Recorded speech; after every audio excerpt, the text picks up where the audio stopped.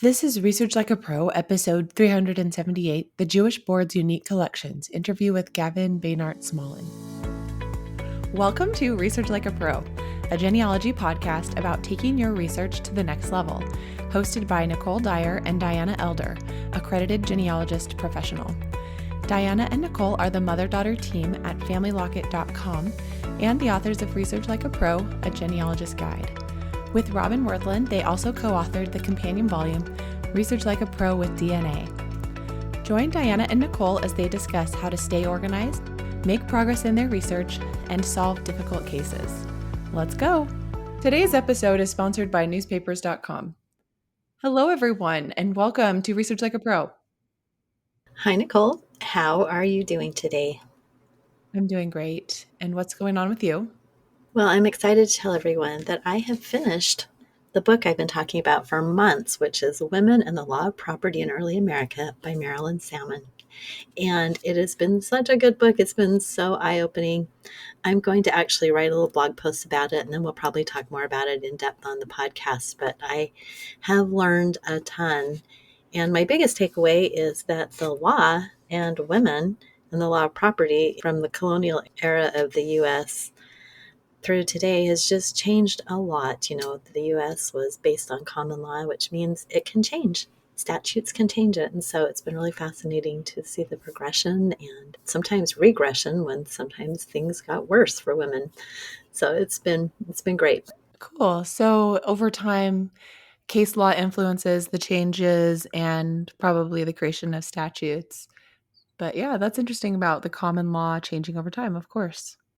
Absolutely. And a lot of it was just because of economics, that there were some things that they thought just weren't really good for the economy of their state or, wherever they were. And so they had to change the law a bit, which would affect women, such as dower. Sometimes if the dower was going to entail the land, that wasn't great for the economy because they'd have to wait for the widow to die before they could do anything with it. And so in some areas, they just took that away. Even though it was traditional, they kind of changed how dower works. So anyway, lots of really good examples and things to dig into. Well, good job finishing that, and congratulations on getting it all done. And I look forward to hearing more about what you learned. Thank you. Well, let's have some announcements. We're excited for our next Research Like a Pro webinar, which will be Tuesday, October 21st at 11 a.m. Mountain Time. Our presenter is Melanie Witt, and the title for this webinar is Parents for Ellen Cecilia Scott, a 19th century Irish immigrant DNA case study. So this is all about this woman, Ellen, who is an orphaned Irish American born in 1860. She had conflicting historical records about her origins and parents, and using autosomal DNA analysis, pedigree triangulation, and Gephi network graphs, along with ancestry DNA data, the researcher was able to identify her genetic networks and traced maternal and paternal lines to specific U.S. and Irish localities that revealed candidates for both parents, despite the lack of official records.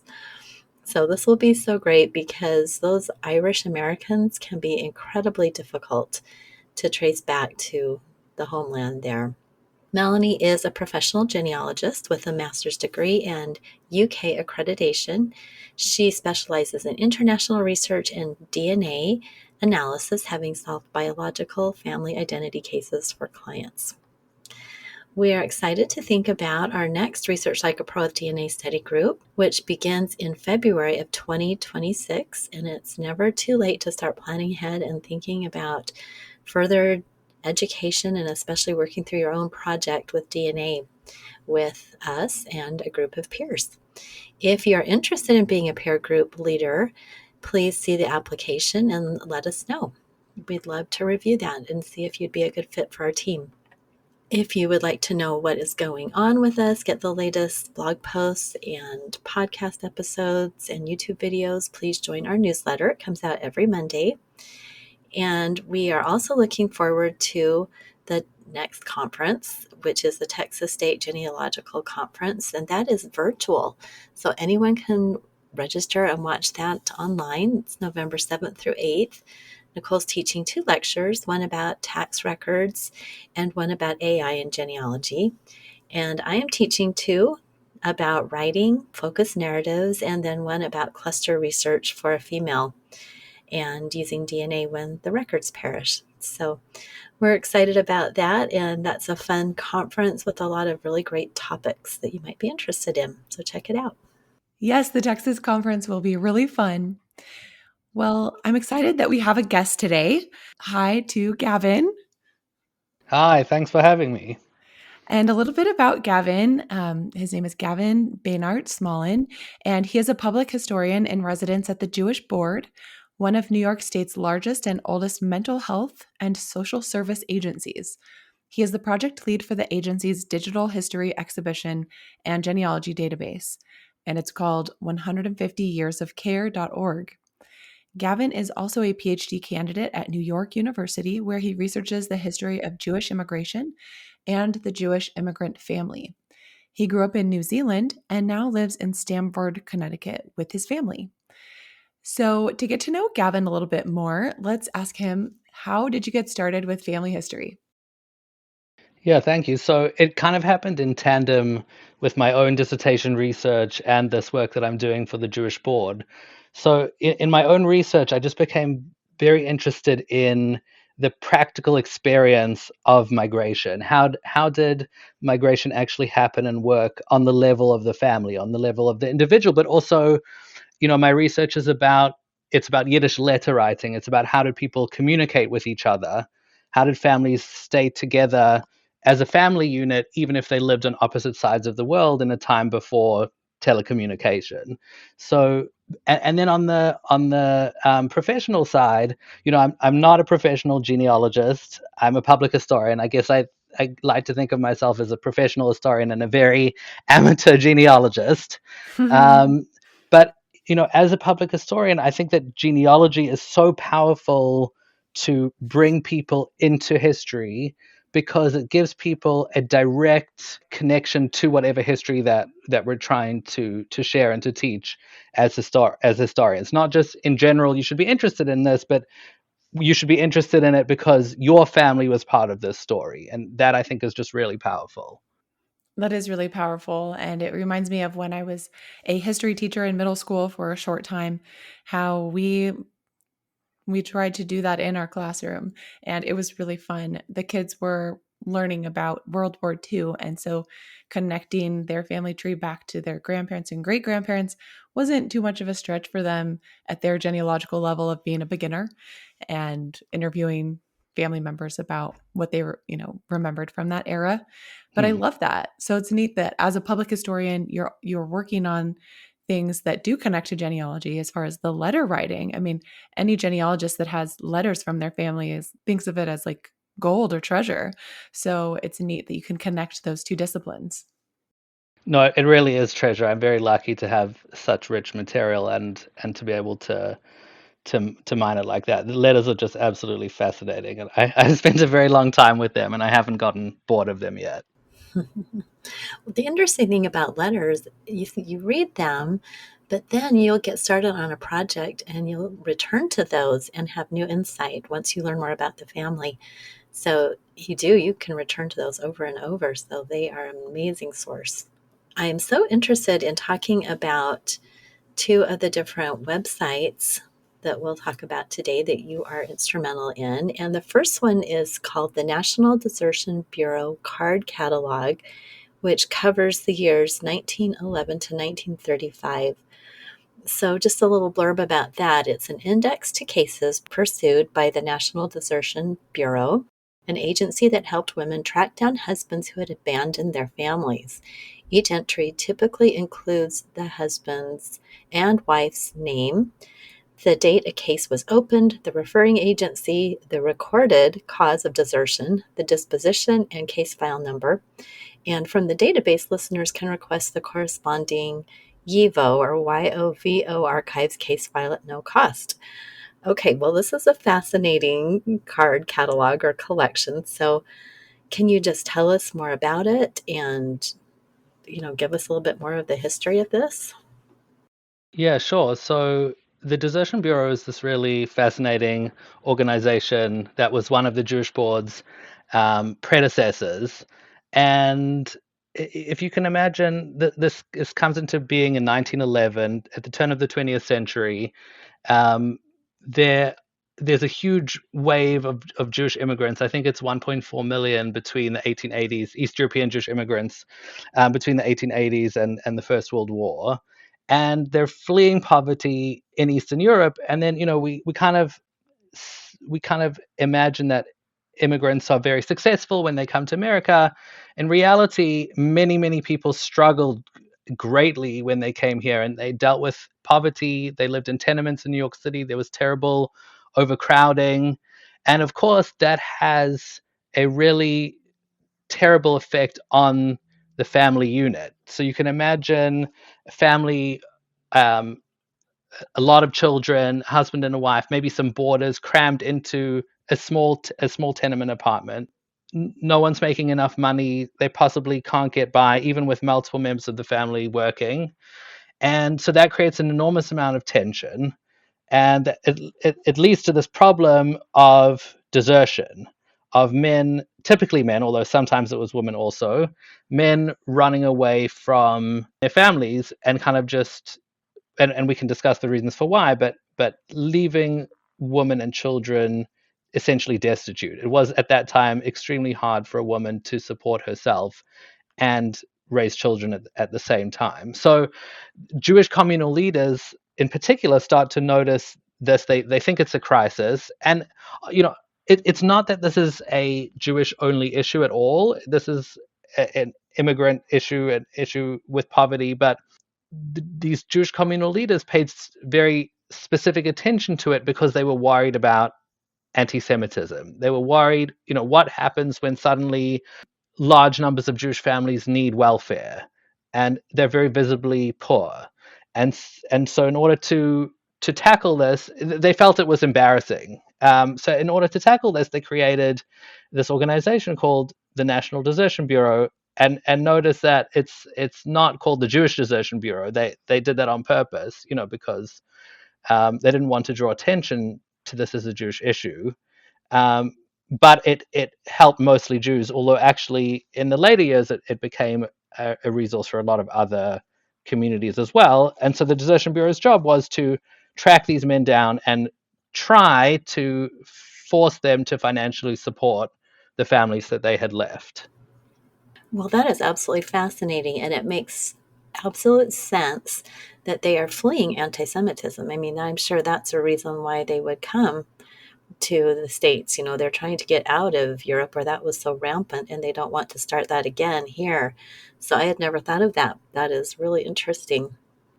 I am guessing that when they first started doing this, that they were just, of course, they're just keeping paper files, but they must have kept really good records of all of this. They did keep really good records. Interestingly, the administrative records of the organization are missing, but what we do have are these incredible case files, and it's actually unclear how many they are. In this particular database from 1911 to 1935, we have over 19,000 case files, and they contain just the most remarkably rich material about not just the desertion case, but also ordinary people's lives, their photographs, details about their family, how they interacted with charity, how they interacted with the state. It's really an amazing resource, the kind of information that you really can't find anywhere else for just regular immigrants. Such a good lesson to us as genealogists that there's always something else to learn from and to look at in the matter of records. Okay, this is really neat. So I want to kind of circle back to the Jewish Board. And can you tell us a little bit more about what the Jewish Board is and why does this Jewish Board, a mental health and social service agency, have a genealogy database? Right. So the Jewish Board is not a history organization at all. The Jewish Board is focused on the present, on helping New Yorkers in need access mental health and social services. I believe it's one of the biggest in the state. But last year it was the organization's 150th anniversary, and so I got involved in this project to create a digital exhibition and a bunch of other things for the organization. And it just so happened that that we have this such rich genealogical material as part of the archives of the organization. And as I said before, what better way of connecting people with the organization than to give them a personal relationship with it. And too often, I think, as a society, when we talk about people in poverty, when we see people struggling with social issues, we as a society can be very judgmental. We can say, why can't they just fix it themselves? Why can't they just pull themselves up by the bootstraps? And that's the kind of stigma that I think a lot of the Jewish Board's clients face. And so one of the ideas is to help people who are comfortable, who are better off, to see that actually in their own past, their grandparents or their great grandparents, they also struggle. They also needed help from organizations like the Jewish Board. And so then it becomes a very presentist goal of we're trying to help cultivate empathy for the next generation of people who need the services that they need. I love that. And it reminded me of a guest blog post that we had a while back by Sarah Clift about her work with homeless people and how she really felt that helping them draw on the strength of their ancestors would help them with their struggles. And so that was her company, was Olive Branch Connections, and helping research trees for people. So that's really neat that that's kind of the same energy that the Jewish Board is coming from with this database.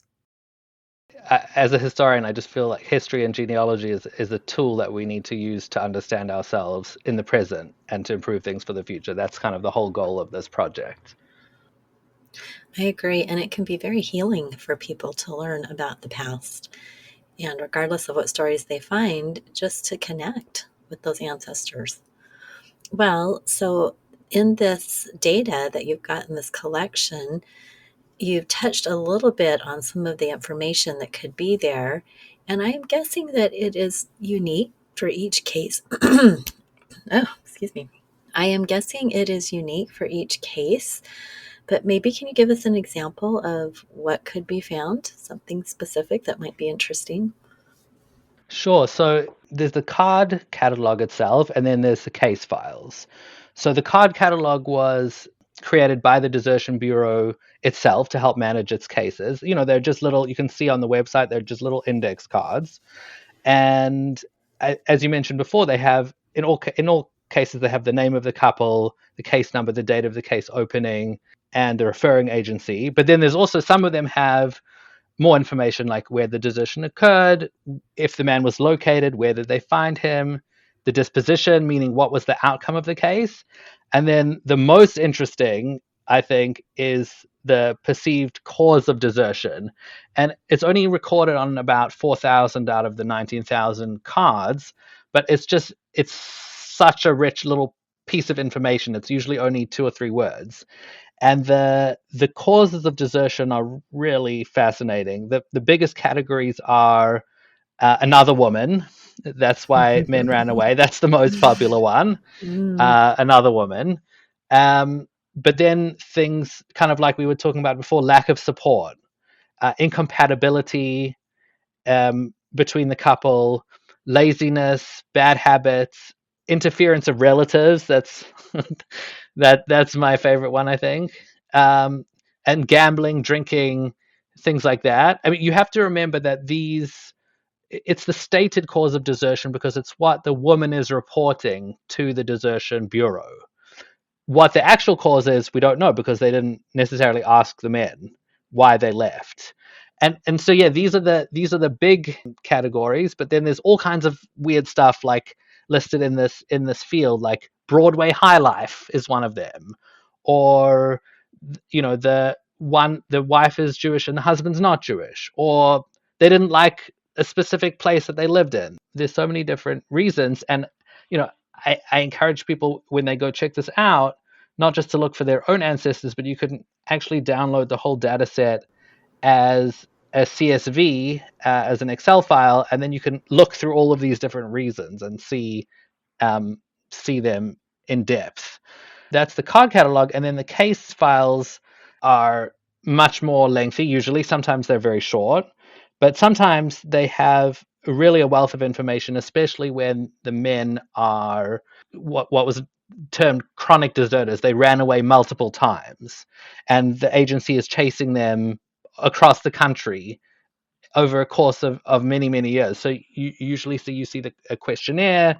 The woman sat down for an interview, so you see the questionnaire that they filled out based on the woman's answers, and then there's a lot of correspondence because the Desertion Bureau had an enormous network of affiliates, agencies in the United States and internationally that they used to track down these men. So you see all of that correspondence, you see photographs of the family, you see business cards, you see information that other people provided. It's a really, really rich and fascinating source.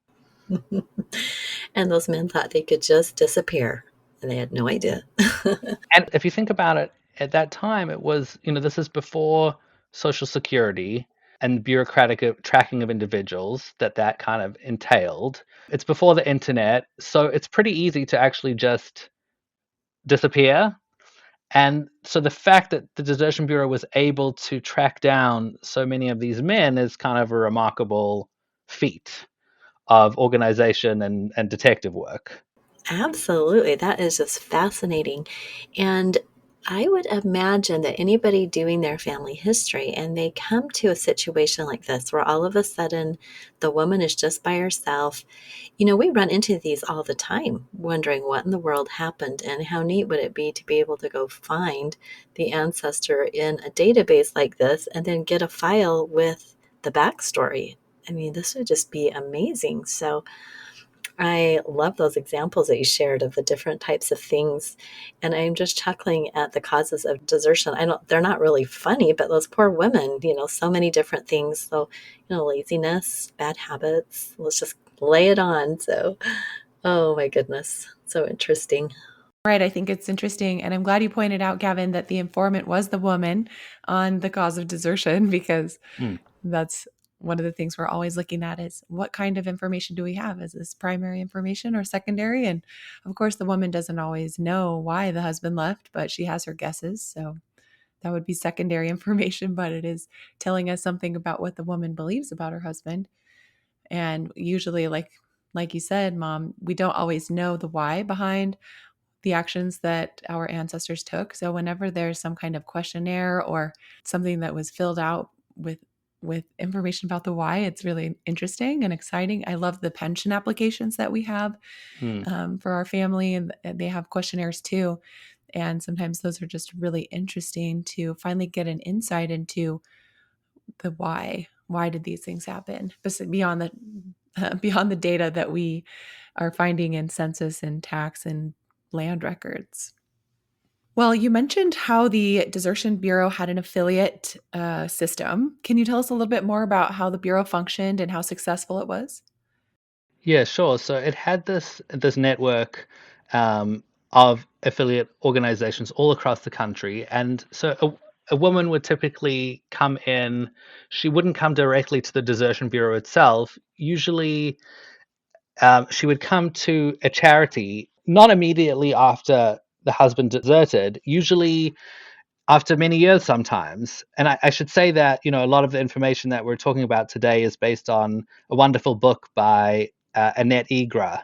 It's called Wives Without Husbands, and I recommend it to anyone who's interested in this topic. It's kind of the only full-length study of the National Desertion Bureau. And what she found is that women typically tried their best to support themselves before they turned to charity. But then sometimes things got so desperate that they turned to organizations like the United Hebrew Charities, which is our first predecessor as the Jewish Board, who then referred them to the Desertion Bureau. They went to the offices of the Desertion Bureau in Union Square, and we have a fantastic picture on the website of the woman sitting in the office. And they sat down for an interview. They gave as many details of their husband as they could to help the investigators of the Bureau track the men down, their physical characteristics, where they came from, how old they were, what they looked like, etc. And then the agency would send out this information to its affiliates across the country to start looking for these men. And they would also advertise the cases in local newspapers. And most famously, they advertised the cases in a column in the Yiddish Daily Forward called The Gallery of Missing Husbands, Galeria von verschwundene Männer in Yiddish, which basically was the mugshot of the man and a description of him. And the idea was essentially twofold. It was to shame the men into coming back and supporting their families because they were now being put on blast, broadcast across, to the millions of readers of these newspapers, and also to help get the public involved in tracking these men down. And of course, the interest of the newspapers was also to entertain their readers, and these stories were quite scandalous. So they made good reading material for the newspapers as well. And you asked about how successful were they? Professor Igra, who wrote that book, found that they were remarkably successful in tracking the men down. In 75% of the time, they were able to track the men down. They were remarkably unsuccessful at actually forcing the men to provide child support or to come back to their families and reconcile with their wives. But that was kind of just the nature of the game. No one really was actually successful very much in achieving that. But they did manage to find them. Wow, that's really an interesting statistic that they were able to find them 75% of the time, but then, the child support and the coming back was not able to be forced upon them. I can just imagine the people that are getting the newspaper and opening it straight to that column and saying, this person just showed up in our neighborhood. Could this be him? I mean, can't you just imagine, the gossip that would be going around about a man just showing up No, in the area, trying to see if he's one of these. Oh, goodness. yeah, So, exactly. And we have, as part of the website, in addition to the database, we have a story of one particular family that goes through the case file of that one particular family, and you see exactly that. You see people writing in to the forward saying, I know who this man is, and I saw him in my neighborhood at X and Y time. This is where he lives. They do exactly that, and it's really fascinating. And I would also just note that there is actually a separate database for the Gallery of Missing Husbands, not created by the Jewish Board. It was created by someone called a wonderful genealogist called Michael Morgenstern, and it's on the website Jewish Gen. So I recommend to people interested in this that they look in both places, and then they can cross-reference and see a fuller picture of the case. They can see the case advertised in the newspaper, and they can see the case file itself, what was happening in the background.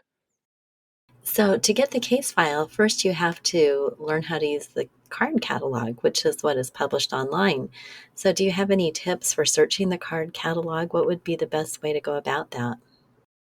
So, firstly, I would say, unfortunately, due to technical difficulties, we were not able to implement Soundex on this database. We did do it for the other database that we're talking about, but for this one, we didn't. So people should really try to do a lot of variations, spelling variations of their ancestor's name.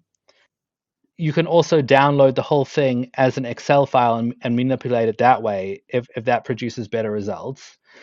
And we also have a filter system on the side so that you can search for or filter for a variety of different things like the referring agency, the location, etc. So if you know the location, but maybe you don't know the name, you can look that up. Or if you're just interested in seeing cases, that men deserted because of laziness, you can specifically search for that. And then, as I said, this is just the cards itself. They're fascinating in and of themselves, but they're also a portal into the full case file. And so once you click on one of these case files, you get a link to the YIVO archives in New York. And YIVO was a wonderful partner in putting this database together. They hold in a storage facility all of these thousands and thousands of case files, and they will go and look for your case file for you. And I should also just warn that not in all cases is there actually a corresponding case file. to the card catalog, but a lot of the times there is, and then they'll send you for free the reference pictures of that case file. Oh, how wonderful and how exciting that would be.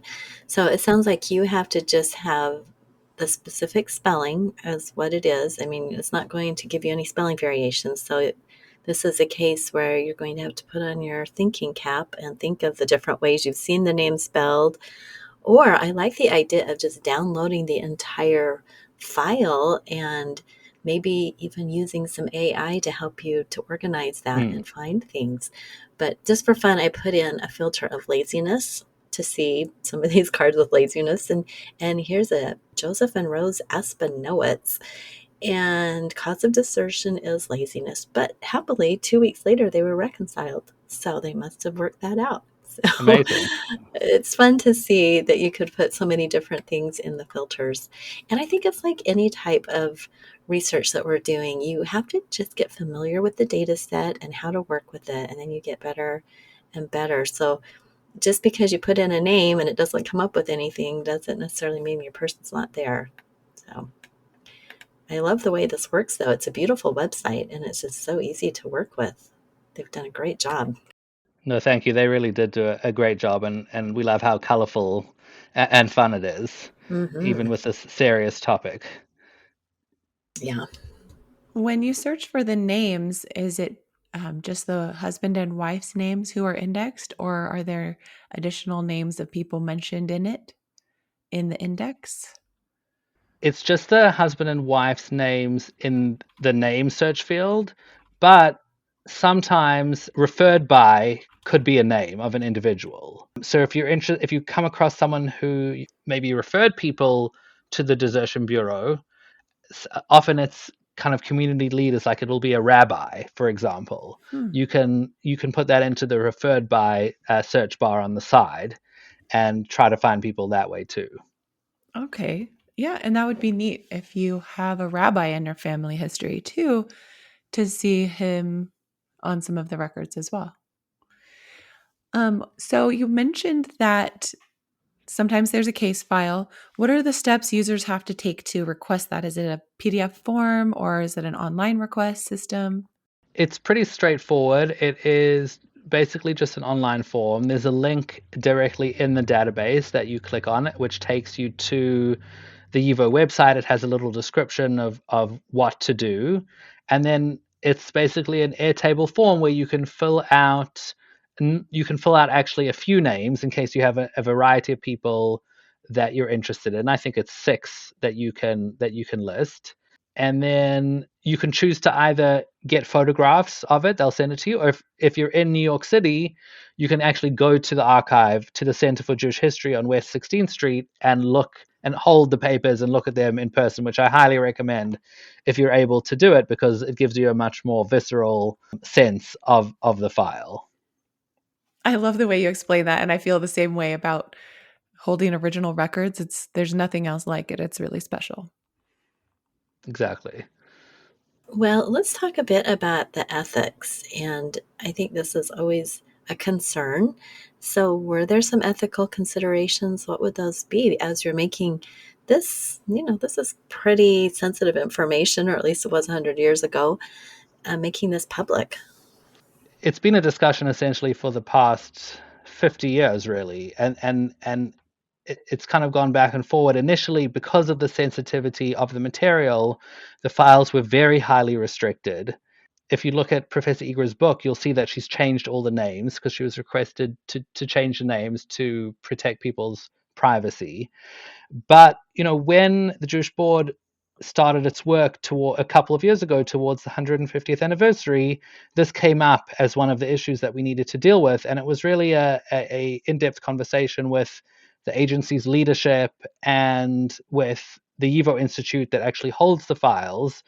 And eventually the decision was made that, and we also had a committee of academic historians who are our advisors, and we all kind of came to the conclusion that enough time had passed from the creation of the files.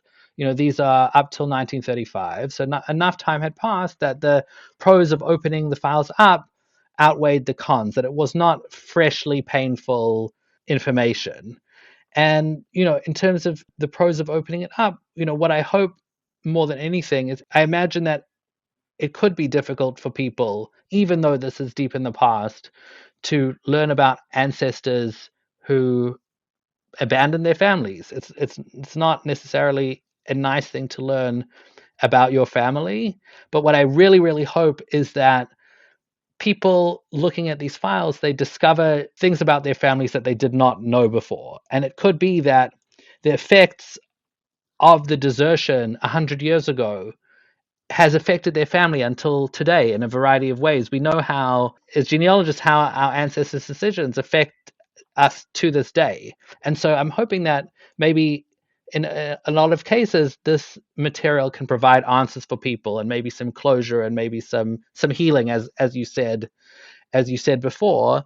And we can't excuse, we don't want to apologize for these men who abandoned their wives, but I think looking at these files also helps people understand the huge difficulties and challenges that their ancestors faced when they came to America. And not to mention that, if you focus on the woman, there's some remarkable stories of resilience of these women who had to raise their children to support their families under enormous strain and difficulty, and then also had to advocate for themselves to the charities, to the state after their husbands left them. And so to recover the lives of these women, I think, is a really a worthwhile thing to do. Well, I agree. I think that that is a worthwhile thing to do. And yeah, weighing the pros and cons, it is definitely probably helpful at this point more than painful. Well, and I have to agree that just learning more about it, at first that might be a shock for someone, but as you learn more about the situations, you come to a place within yourself where you understand and you can give your ancestors some grace for what they were going through in the situation. We haven't lived through that specific time. It's hard for us to look at that without the lens of, our 21st century eyes and situations. So that's just all part of our family history, the good, the bad, and the ugly. We look at it all and we try to, as historians, put it into context and make sense of it and really help us with our own challenges. So I think this type of information is so valuable, and how wonderful that it's now available. So, what is YIVO, the YIVO archives? You've mentioned that a couple times. Just give us a little background on that. Sure. So the Evo Archives is probably the premier and biggest archive outside of Israel of the Jewish experience, and they specialize particularly in East European Jews. I don't have the figures, but they have millions and millions of records. They're located in the building of the Center for Jewish History on West 16th Street, and it's really been fantastic to work with them. We also put on, in addition to this digital exhibition, we also put on a physical exhibition at Evo, which unfortunately is no longer showing. But there is, if you look on YouTube, if you searched a National Desertion Bureau on YouTube, you'll see that we did a panel discussion with them, with Eddie Portnoy, who curated the exhibit, with Annette Egra, who wrote the book about the Desertion Bureau, and with Annie Polland, who is the president of the Tenement Museum in the Lower East Side. And I highly recommend watching that session because they provide really fascinating background information on the Desertion Bureau and how it worked. Oh, wonderful. We'll try to put that link in our show notes. Great. All right, let's have a quick word from our sponsor. Ever wondered what life was really like for your ancestors? With newspapers.com, you can explore the world they lived in through their eyes in their time. Search over 1 billion newspaper pages dating from 1690 to 2025 and uncover the stories that shaped your family's past. From birth and wedding announcements to obituaries and community news, these pages hold the milestones and everyday moments that connect you to your roots. But it's more than names and dates. It's about standing in their shoes. Picture reading the local paper your great grandmother once held, or stumbling on a forgotten article about your grandfather's first business. These aren't just clippings, they're pieces of your family's story. Newspapers.com turns curiosity into connection. Start your journey today at newspapers.com because sometimes the past isn't just history, it's a story waiting to be discovered. Come make infinite discoveries today on newspapers.com. Use promo code FamilyLocket for a 20% discount on your subscription. Well, let's change gears here and talk about another offering on your website, the Jewish Board 150 Years of Care. And this is another database titled the United Hebrew Charities Recipients and Donors. So, can you tell us a little bit about what this is? Sure. So this is a much, much smaller database than the Desertion Bureau one. And I encourage people to go check it out, even if they don't think they have ancestors at around this time period, just that they're interested in early New York Jewish history, early history of charity. And so basically the United Hebrew Charities was formed in 1874, more than 150 years ago. And it amalgamated about half a dozen smaller Jewish charities into this umbrella organization, and the idea was to make charity more efficient and more kind of quote unquote scientific, which we should talk about more. But the timing is really important because the previous year, 1873, there was a enormous amount of banks that failed at the same time, which set off this nationwide financial crisis that came to be known as the Panic of 1873. I'm sure some of your listeners have come across that before. And of course, the poor people and poor immigrants especially were the most affected by this. And so if you can imagine in the 1870s, there's essentially no safety net for people in need in New York City and probably anywhere else. There's maybe a few public hospitals, but other than that, um, if you fall into hard times, if you get sick, if you lose your job, if someone dies, you're kind of almost immediately thrown into poverty. So in the 1874, some of New York City's Jewish elite decided to form the United Hebrew Charities to help its Jewish poor people. There's obviously other organizations that were helping poor people of other denominations. It was very denominationally divided. And so here there's the same issue of, or similar issue of respectability that we discussed, worries about anti-Semitism that we discussed with the Desertion Bureau, because these more middle class Jewish people, more upper class Jewish people, they wanted to reduce the visibility of Jewish poverty. They wanted to reduce the visibility of people begging on the street because they were worried about negative perceptions of Jews by wider society, what that would do to their own position and what that would do to the position of Jewish people in New York and in the United States at the time. And so this is a way to essentially get people off the street and provide them with support. So this started early in the 1870s, just post-Civil War, and interesting that there was enough need. And of course, there's always going to be the poor. There's always going to be situations like that. But I think the interesting thing about this is that there was the other side of the coin. There were those who were well off, these Jewish people that wanted to have the Jewish community appear to be successful and not vagrants or on the streets. So, wow, what an interesting situation. And I haven't done, a lot of New York research and obviously none in the Jewish research arena. So I'm so glad that we're talking about this and you're just really teaching us so much about this. Yeah, this is a really fascinating part of history. And I actually was just thinking about the Panic of 1873 with my ancestors in Texas at the time. And the impact for them of that was that the land values plummeted. And you can really see that in their taxation and in the amount of money they were able to get from selling their land in the 1870s. And it wasn't very much per acre as compared to the rest of the country. So it is interesting to see the different effects of the various depressions and challenges and the wider U.S. history that they had on different groups and communities of people, whether they were farmers in Texas or immigrants in New York. And understanding that historical context is so valuable. Can you tell us a little bit more about the beginnings of the United Hebrew Charities, like who was involved and just some more background on that?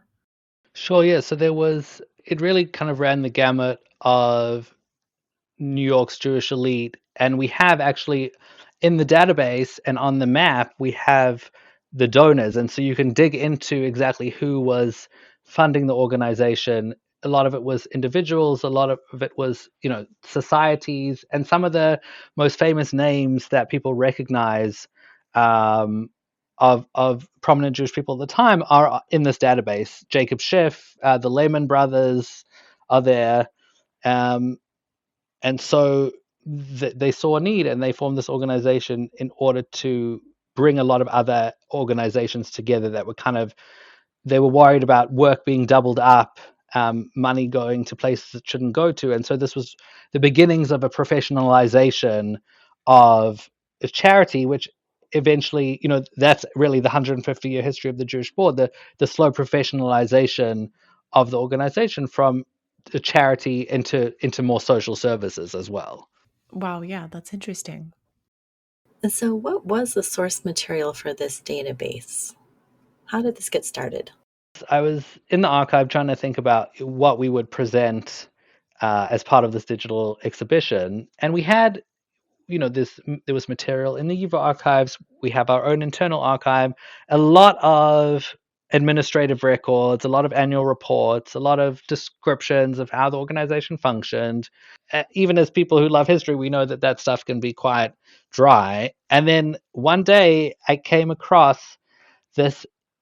We've all had these. I'm sure you've both had these eureka moments in the archive where you've been searching and searching, and you find something that's just pure gold. And this is probably, I've done a fair amount of archival research in my life, and this was kind of probably my most exciting find ever.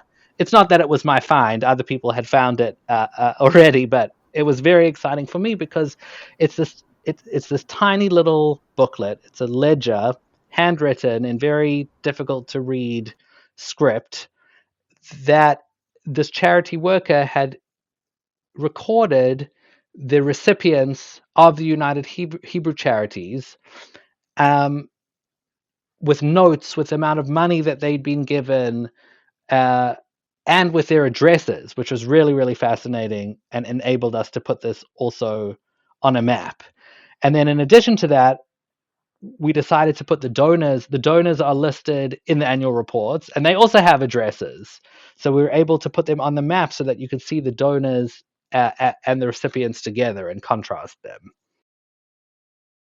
That is so neat. And I love that you have uploaded complete images of these. So, I'm looking at a little bit of the small book, and the person is listed in black, and then underneath in red are the entries about what happened to them. So, these color images are so neat and interesting to see how much people were receiving, because we're going from all the way from $0.75 up to $4. So I'm not sure what that would have been at their time, but we're not talking huge sums of money. This is just a little bit, it sounds like, just enough to get by for that week or that month. So fascinating. And again, it's a beautiful website and really easy to navigate. Yes, I love the color images. And usually we're looking at digitized microfilm that are black and white. So this is special.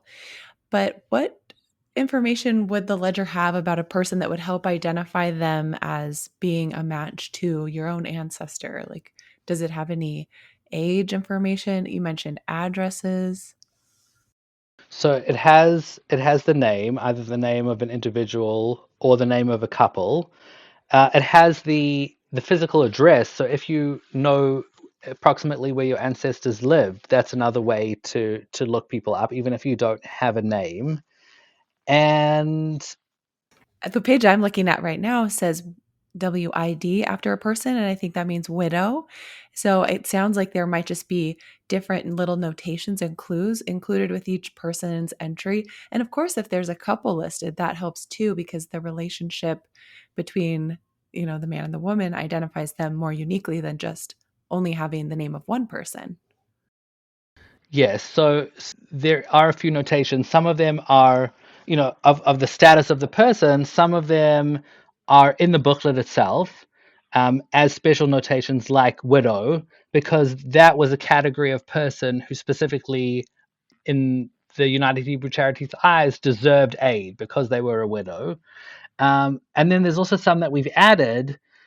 In the description, you'll see a lot of desertion. Coming back to the Desertion Bureau, this is really the origin story of the Desertion Bureau 40 or 50 years earlier, that you see a lot of description of women who have been deserted and are therefore sometimes, not always, but sometimes worthy of support. So we've added that in also.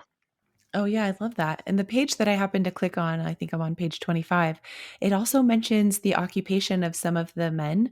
One is a teacher and one is a tailor. So that can also help identify them.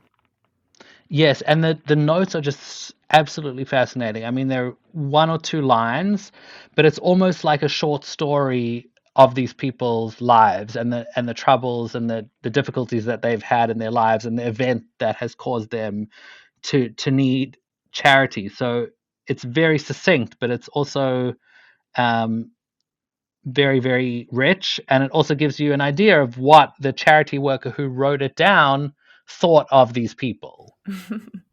Right. Once again, the informant is important to think about, and it's the person who's deciding what part of the story to record. Okay, so that leads me to another question here. I see that on the website, there are several different categories you can choose. That they're called codes, and they're like not recommended, not recommended worthy. And then there's the worthy and not worthy. So this sounds to me like a judgment call on the part of whoever was taking in this case. So, in your experience, what did that mean? Worthy and not worthy. Where did that come from?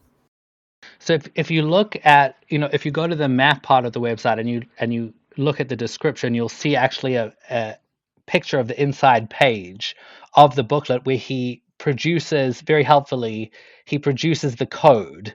And so this is clearly premeditated idea of we are going to categorize people. The late 19th century, this new idea of scientific charity comes to be very popular, specifically amongst Jewish and Protestant charities.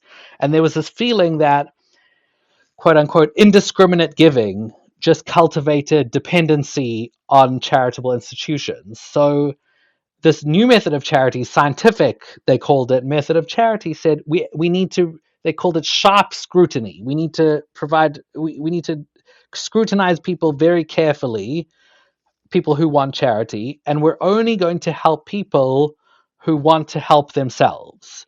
So the entries in the ledger are the result. You can imagine this charity worker visiting people's homes, and he's exercising, because it was a he's exercising his sharp scrutiny, deciding whether these people are worthy of help or not worthy of help. I mean, it's not entirely clear what the difference is in the codes between not worthy, not very worthy, not recommended, not very needy. That's kind of a loss to time, the nuances between those things, but you get a general idea of what they thought about people. They were trying to help them, but they were also trying to be scientific about it and very careful about it. And this terminology, I think, is quite jarring to our modern ears, but you can definitely see in this history the echoes of our very contemporary debates about charity and about welfare and about who is and isn't worthy of help. Oh, absolutely. And there's some, like, a lot of divisions there. We're not just saying worthy or not worthy, but there's so many little pieces in between that. So it makes me wonder if they just had a list they were checking off. And okay, if you get 5 of these things on the list, then you are this, like you said, scientific. It seems like they would have to have something besides just their idea, something very, clinical going through. So I don't know if we know that or not, or if we just have to guess. What I hope is that a researcher or someone will go through the database and try to actually figure out in great in depth why, comparing the descriptions with the codes and seeing trying to understand some more of those nuances. That sounds like a great research project or Oh, something for a yes. dissertation. That would be so fun. And it would be so neat to just take one of the families and correlate their census records, land values, property values, taxation, and all of the different records that went into their whole economic outlook and see what was happening with them and try to correlate everything. But looking at the categories, I thought there's even professional beggar. PB was one of the codes. I was actually very disappointed because professional beggar is in the guide at the beginning, but it turns out, and so we included it in the filters, but it turns out that he didn't actually write professional beggar for any of them. So maybe he thought he was looking out for professional beggars and just didn't find any. I love that part of the story because it does illustrate the kind of the fears that charity workers had of being taken advantage of. And then in actuality, when it came down to interviewing the people, he'd never categorized any of them as a professional beggar. That's so telling. Well, you have put all of the database entries on an interactive map, which I just found that page when you mentioned it. And this is a really neat map. Wow. So tell us more. What can we learn from the map that we didn't know maybe from just the database? Right. So, as I said, I was super excited to find that this ledger contained the addresses, and I immediately thought we got to put this on a map. And there's a lot of fascinating things that you can see from the map that you wouldn't see just by looking at the data on its own. Firstly, you can see where were the immigrants located. And remember, this is prior to the mass migration of East European Jews after the 1880s, and they all settle on the Lower East Side. There are highly concentrated on the Lower East Side and the East Village. And I apologize to your listeners who don't have as much familiarity with New York, because this kind of this is probably more relevant or interesting for New Yorkers. So you can see how they're concentrated on the map. You can also see how dense the concentration was. We actually had to on a technical level, we had to hack the map because there was, in some cases, 7 or 8 people on the exact same address, and the underlying technology is Google Maps. It's not very good at showing multiple points on one map, so we had to hack that, and you can see how dense the concentration was of people, and you can actually imagine this charity worker walking up and down the kind of rickety steps of these crowded tenement buildings, possibly interviewing literally everyone in the building and seeing whether they needed charity, whether they were worthy or not worthy. And then because we have the donors on the map too, it really is a very stark, and the donors are in one color, they're in blue, the recipients are in orange. So it's a really stark representation of the geographic spread of haves and have-nots, at least in the Jewish case, but probably more broadly of New York City in the late 19th century. You can see the recipients are mostly downtown, and the donors who have entered the middle class or the upper middle class have moved uptown. And then there's even more fascinating nuances than that. You can see there's actually kind of 2 blobs if you look at the map of the donors. There's the people uptown, and then there's right at the bottom of Manhattan, if people are familiar with the financial district, and that's where so the uptown is their homes and downtown is their place of business. And all the downtown entries are of men giving money. A lot of the uptown entries are of women, and not always money. Sometimes they're providing clothes or supplies or other things like that. So you can also see a gender division in gender and geographic division in the way that charity was given. Wow, this map is just wonderful, and I've been zooming in and out and looking all over this, and it's really neat to hear you describe the different clusters of the people and where they were living and then see it on the map. And I am not as familiar with the New York geography, but now I feel like I am because of this map is just really telling.